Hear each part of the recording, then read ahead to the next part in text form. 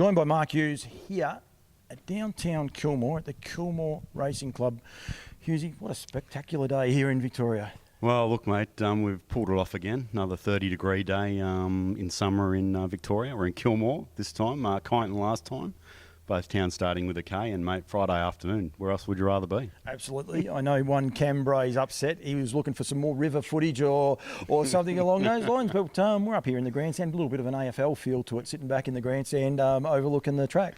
Yeah, look, as we know, we always do something different, you know. And, yeah, we're just sitting back here like those sports reporters do when they dial up a couple of the footy players and at the ground and at training. And, yeah, we're going to sit down and preview half a dozen yearlings for our sale on Sunday week.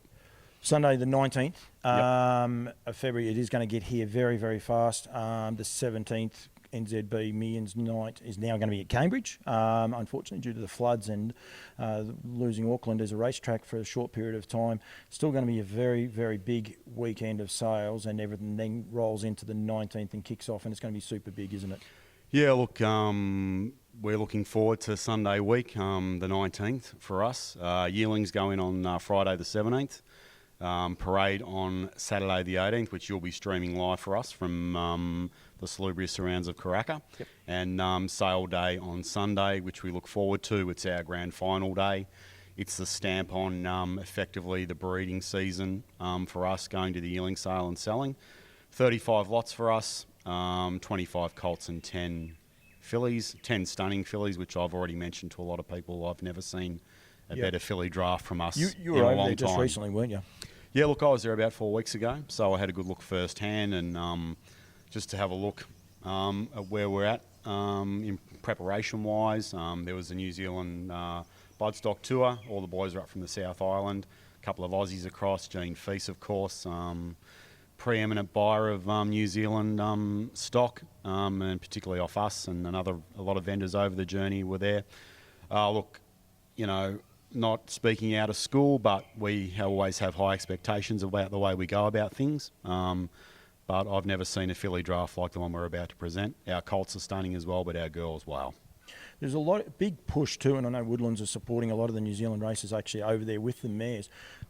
There is the realisation that we need more mares. We need more high-quality mares in it to go back to our breeding barn to continue the cycle, because there is going to be a shortage of horses if we continue on the spiral that we are now.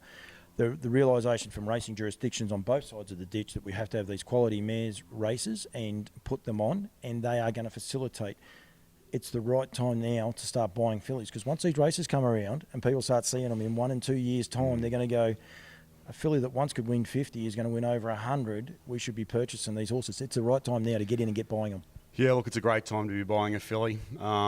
They've simply been an underutilised, means at a yearling sale, particularly over the last 10 or 15 years. They played second fiddle to the boys all the time.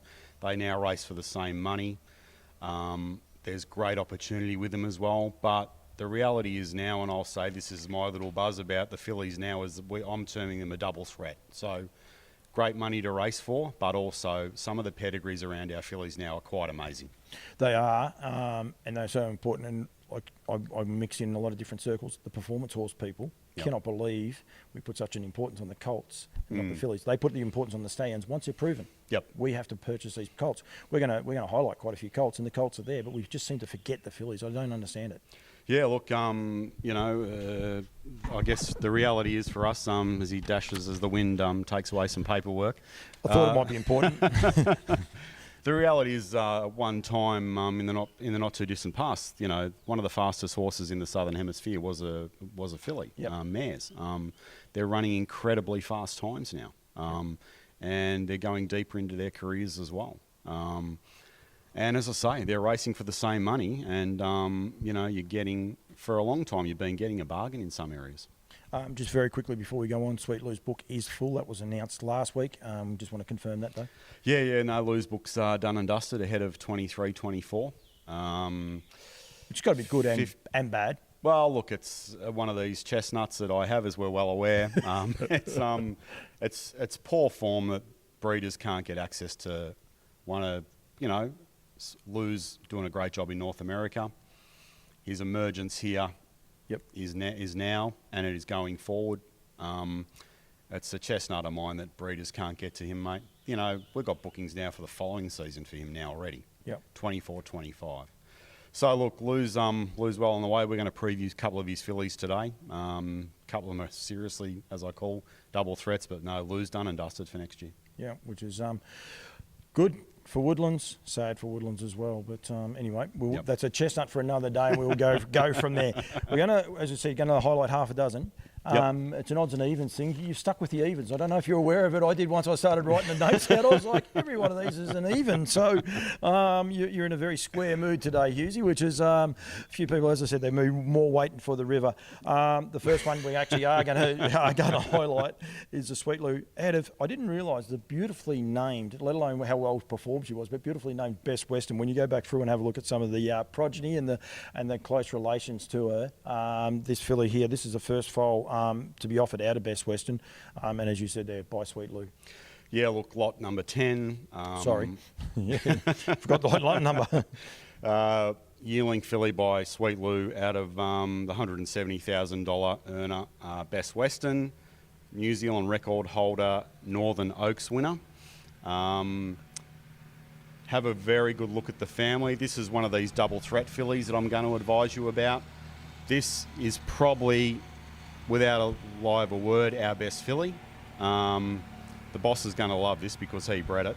So he raced Best Western, Andrew Grierson. This is a stunning filly. This is, and when I talk about the threat of being a broodmare as well, this is the family of Kate's First, which is in turn the family of Christian Cullen. Yep. So this is one of these fillies that, you know, you want to be there early, you want to be on her. She's a serious prospect. Bit of reminiscing, Kilmore today, absolute stunning day.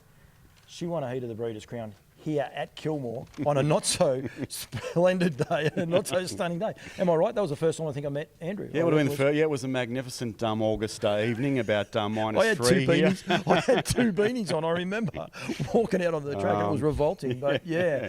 But she was a serious horse, wasn't she? Oh, look, she wasn't big, but that's atypical of that family. You have a look at her brothers, John Wayne, and all that. They're all small.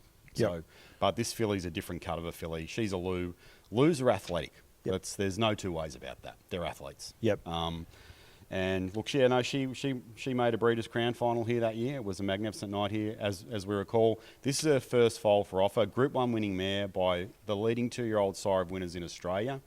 40 million in the locker in North America as a stallion now, Sweet Lou. I urge people to be around her and be on her early. She is a magnificent filly. And the one thing about Sweet Lou and the reason he was purchased out here was for that outcross. Not Yep. one black type double up in that whole pedigree there. That's exactly what he was bought here for, that Bettor's Delight outcross to give people something different.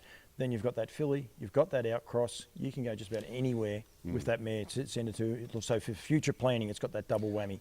Well, the future proofing for any broodmare owner now is that if you've got a Sweet Lou filly, you are just locked into wherever you can go. The simple reality is that, you know, going forward, there's all of a sudden a crazy amount of some beach somewhere blood in our system, probably a little bit too much. I hate to say this, but you know, but with Lou and with a daughter of his, mate, your options, you have got a candy store of options. Yep. Going forward. Yep, which is, and as you said, leading to Yodsai, 50 winners last season. Yep. Already hit the ground running this year as well. Yep. So Yep. Lot 14 is the second one. This one we say about Some Beach Somewhere. This is by the son of Some Beach Somewhere down by the seaside out of Better Babe Fast by Bettor's Delight.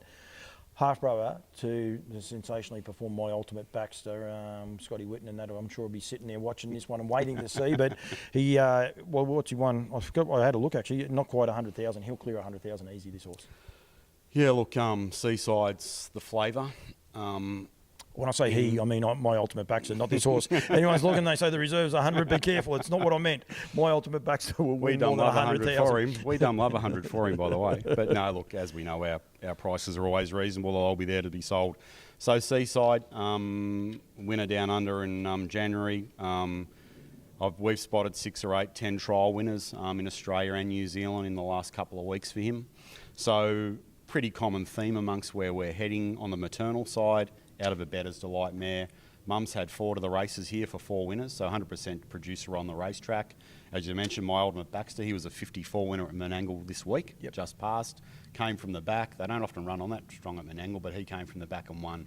Been a lovely purchase for Scotty Whitten and Tumby Park, who were who always buy our stock, and we're on Sweet Lou from the get-go. Seaside, for those out there in Australia, I'm pretty confident I'll be closing his book in the next 10 days. So if you want to get a colt by a sire that's going to have a big impact down here, then here's one for you out of 100% producing mare. And look, not a lot of, there are only a couple of generations on the page as well. Exactly, and you said there before that with the Sweet Lou and being a filly, you've got that option of going to, because you're going to have all these seaside colts. The reality is this is a colt. He's by a seaside stallion. The job that he's doing on the racetrack, no one can shy away from it, and he's got the pedigrees behind him.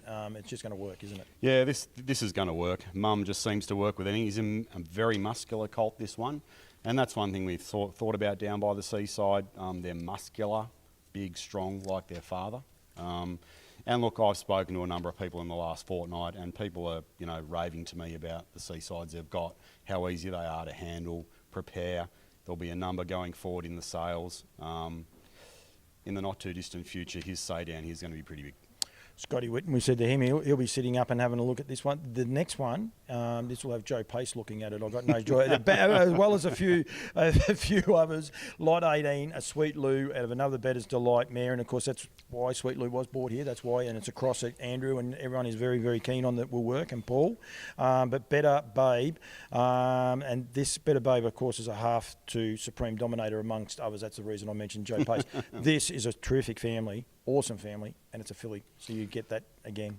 Gilt-edged sword. You get two options. Great racehorse, great broodmare.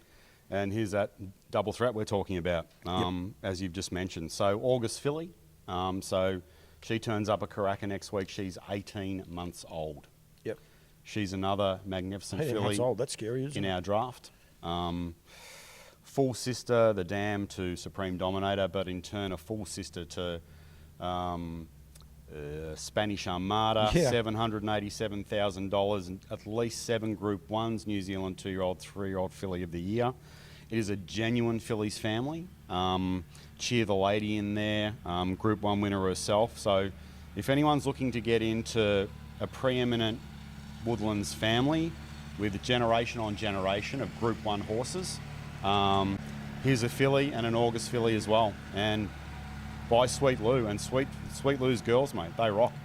For the Australians, like that's a huge tease, this horse, isn't it? Like, yeah. I mean, any breeder, anyone out there wants to improve their bloodlines, and then also have the opportunity of a great racehorse, because the family has left good mares, good boys. Yep. It's just a great family. It's just a great family, and you look at that, you take that filly home and you rebreed it down the track after hopefully a very successful racing career. There's $1.5 million on that page. That's some families are ATMs that are going to be available through us and other people in New Zealand in the next week. That's why the New Zealand brand is so strong and so significant. It is, and the more you look at the stats, the more people in Australia need to be looking at these horses and what they are actually doing, because it is scary, and it's a job that a small island, if you like, the job that they're actually doing to Australian racing is incredible, including the next one we're going to highlight, because this is a family I know a lot of people would want to get into. This is a colt, not a filly, so you don't get that to be able to breed from it, but the boys down by the seaside had a Better Romance. But it goes back to that pacing family, that pacing mate. It's scary, Pacing Grace. It is a scary...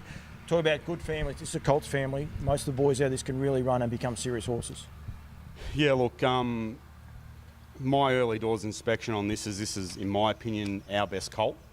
There was 4 weeks to work to be done from January to when I see him now, but a colt with a presence, 2 generations on the page, and as you say, a Colts family, a significant family that goes very, very deep. It's a time-honoured Woodlands family that is at the marketplace on a religious basis. Half to I'm a Gigolo, winner for Crandall Getty now in the Ronnie Burke barn in North America. He's a Sweet Lou. He's a Meadowlands winner. Yep.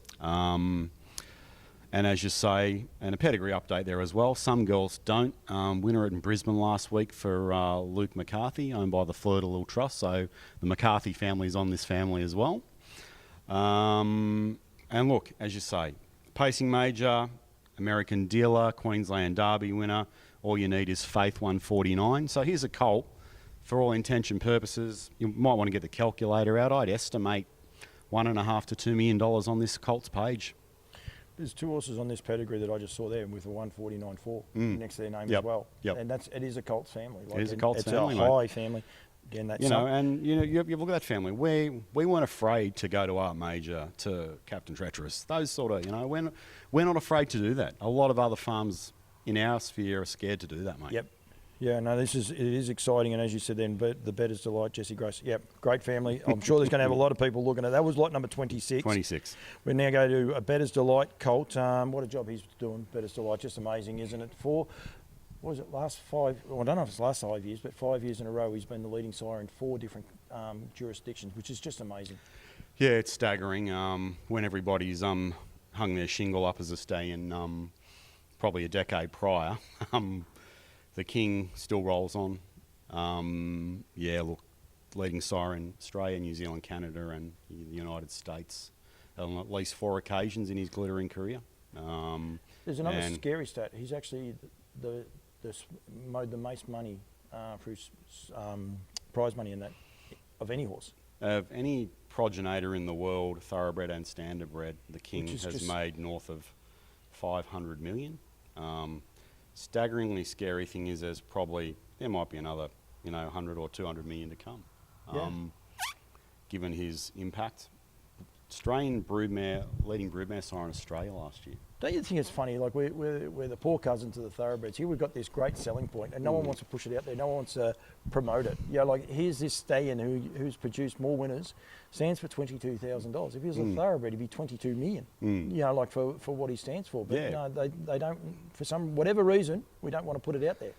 No, we're poor promoters of our greatness, mate. Yeah. Everyone knows that. Stay-ins, trainers, drivers, whatever. We're not great promoters of our brand anywhere. And whether that's our own fault, our administrators, our reluctance to put our brand out there continues to amaze me why we don't. Yep. People build statues to great sportsmen. Well, they should be building a great statue to this stallion. Yep. We'll probably actually build one at the front gate, when things are done and dusted. But until such time, the sport doesn't celebrate its greatness enough. No, I totally agree, and we do. And you're spot on. We need to promote. We need to get the branding out there. There's no mistake why there's so much green on this shot that we're doing now, because that is the Woodlands green, and you've got to get it out there and got to rejoice it and celebrate it. And it's a huge job. The fact that you can still purchase horses, buy him too, is super exciting. This horse here, this is the Golden Cross, but it's like Christian Cullen. Do I have to say any more? Yeah, no, you don't have to say any more. And the reason I thought this would be an easy one just to gloss over, because it's a Bettor's colt. It's a full brother to I'm a Masterpiece who's won 650 grand. The reason that we highlighted this one is because it's for the first time the mother's actually left what we call a really good type. Mum's always left fairly coarse foals, ugly, clunky looking, like European type ones that are a bit slabby and all over the place, whereas the one out of her this year is just a stunner. I think I can get away with saying this then, because you've said that. That's probably invitation only. Like a lot of ability, but he's just raw. Like we saw him at Melton last week. He just ran off the track, and he has got the ability. And I know Cran tried their best to get it out of him, and now he's with Jason Grimson, and you can see it's there. But that raw and that untapped, whereas this horse is a racehorse to look at. Yeah, he's a racehorse to look at, and he's one of those ones. I know he'll be on a lot of shoppers' lists, mate. But having said that, type-wise, looks-wise, walk-wise, magnificent. Forget how good a horse Another Masterpiece wasn't it too, don't we? Yeah, no, look, he was a rock star at 2, 3, 4. He's now in Yonkers. He's with the Tritton Barn in New York, and he was cutting a sway there through Yonkers around November, December. So he's done another horse that's done a great job, and he'll be one of those ones that'll probably, if he stays sound in the States, he'll probably tick to $1 million. Always see a lot of stake money over there with the US. He's had 6 wins and 113,000, so he's winning the serious races, the proper races. And that's the joy of places like Yonkers, mate. They're racing for 45, Yeah, definitely. Yep. I was at Yep. Ararat the night he won the Ararat Cup. That horse, he was a ripping little horse, Yeah. and spunky little bloke to look at. Yep, yep. And the last one we're going to highlight is lot number 106, another of the Golden Crosses, another better delight out of the Christian Cullen mare in Saucy Cullen. Yep. This one we are highlighting because. Well, look, we've always, I think over the journey when we've been previewing these yearling sales the last 4 or 5 years, we've always allocated what we call our diamond in the rough, the one that, you know, doesn't get a second look, the odd cursory glance that you look at and you never go back to. But he's one of those ones that I had a cursory glance at the first time when I saw him, and it's like, oh, okay, here we go. One of those ones that would be very easy to pass over. The pedigree page is solid, but it's not spectacular. But on type, looks, the way he walked and his attitude, first class. Very good looking animal. Pedigree update as well. His full brother won at Cambridge last night, Chimichurri, and he's an emerging progressive type of pacer. Yep. So, but he's one of these ones that, you know, everybody will probably flick the page and go, oh yeah, better's out of a Cullen mare. Don't want to have a look at it. Because it'll be too dear. Yep. All that sort of stuff. But he just may be one of those ones that isn't necessarily in the too dear sphere. I would have purposely run the video over this twice, making over the top of us, because no one needs to see you and I, and we want people to be able to see him. And that is one of the things I suppose Woodlands do very, very well, is put all these videos up on their own website, woodlands.co.nz, or you go to the NZB, you can see the full catalogues there as well, and be able to click on the videos and the photos. Also, get in touch with yourself. Yep. You're going over Thursday, I think you said. Thursday, we'll be there, yep. I'll be over there on the Friday. Don't get in touch with me about inspecting yearlings and that. I declare my hand a long way out that I'm not that good at it. I just enjoy promoting them and seeing what actually happens. But we want Australians to be aware that they can get people there on the ground there to look at them. I know Cambrai and the guys at NZB were only more than happy to. Yep. They won't tell you buy it or not. They can Yep. give you what they say and what they Yep. see. So we want to make sure that people are aware that there are avenues that they can get around to doing that. Yeah, look, we're an open book on everything, so we're, you know, photos, videos, all our scopes are up already, all our horses are past the scope, no dramas there. They're all up online. I've got a person that is independent of me that I'm quite happy to refer people to discuss. It's quite easy for me to say, yeah, that's a goer. I'd rather say no, I'll stand at arm's length. I've got someone on the ground over there who I'm more than have a lot of faith in, that they can get their opinion on yearlings from them. And I believe that's the only way we can get business done, you know. So, yeah. But look, 35 outstanding lots for us. We look forward to this. It's the first time we've been back in New Zealand for a yearling sale since 2020. We're excited. As I say, it's a rubber stamp for us after breeding season. Good to catch up with some Aussies over there as well. 37 Woodlands bred and raised winners in Australia and New Zealand since January 1. Nearly one a day. I'm about to ask, how many days have we had? Well, what are we? So 31, and today's the 10th. So 41. 41. Yeah. So 37 winners in 41 days. There's always been a couple of doubles there and a treble. But there's very few operations in our business that can say they're churning out that amount of winners on a regular basis. That wouldn't take into account export horses to Canada and the US as well. So I'd be pretty confident to be averaging one a day at the moment. Our product is world class. We're renowned for, you know, offering the best, and that's what we are going to continue to do, mate. Yep, continue to raise the bar. Hopefully, you can get these staying limits lifted, but another story for another day. We all just have to put it in there. It doesn't matter. The people at Powers of B don't watch it, so it's okay. We won't worry. Right. The one thing I do want to make sure that people are aware, and I keep banging on about this too, though, that the progeny, the horses from New Zealand, the job they do in Australia is amazing. We need to also keep these horses in New Zealand. We need the New Zealanders to keep these horses in, because the whole industry needs to be strong, both sides of the ditch. We want Australians to invest in New Zealand stock. Yep. You said there before about Gene Feast and the likes. They leave them then there for the New Zealand trainers to look after and go from there. We need that. We need that buy-in. We need some of those horses to come to Australia so that the New Zealanders have some money, but we also need the horses to stay there. And this fillies and the mares, we must continue to try and grow the mares and the mares band over there, so they do have strong races. But again, 4, 5, 6 years down the track, we've got strong mares coming back through these catalogues and improving the breed. And I think well done to Woodlands for offering them up. Yep. And they're all there for legitimate sale. I've seen how the operation runs firsthand. It is brilliant. I encourage people, if they've still got time, the 19th of Feb, it's going to come around very, very quickly at NZB, but jump on a plane if you can. Don't think you can stay at the Hilton, but you can definitely get accommodation not far off and get across there and see how the whole operation runs firsthand. Yeah, look, I encourage people, if they've got the opportunity to get there. We will have our reserves available to everybody Sunday morning before the sale. We sit down methodically and go through those. Every horse will have a reserve that is fair and reasonable. We sell them. We don't want to take them home. That's why we do this. So our reserves will be kind. Yep. Yeah, get the message out there. Hughesy, thank you. I know where the next one will be. It'll be in Karaka, but middle of July, we're going to go up to Snowfields? You are a Melbourne supporter. We could do that, couldn't we? Yeah, we could. No, mate, I'm tipping the D's in the top 4 this year, so we won't be making any trips to the snow. I reckon the next link-up actually will be, I'll be in Ireland in June, so maybe you can call me when I'm over there. I'll be at the Irish Harness Racing, I believe, in June, so I'll get hold of the boys at Oakwood Stud, and maybe we can do a couple of live crosses up there, mate. Campbell's comments goes European. Are you going to grow the bush ranger back when you go across there? Going to do a little bit longer? Oh, we'll see how we go, mate. It's starting to irritate me, but, I'll carry on for a bit. Mark Hughes, thank you. woodlandstud.co.nz or NZB Standardbred.co.nz to get your whole lot of your catalogues and go from there. And as we said, we'll be over there. I'll be over there from the 17th. 18th, and then sale day is on the 19th. Hughesy, thank you very much for joining me and continue the good work, mate. Thanks, Paulie. Love your work too.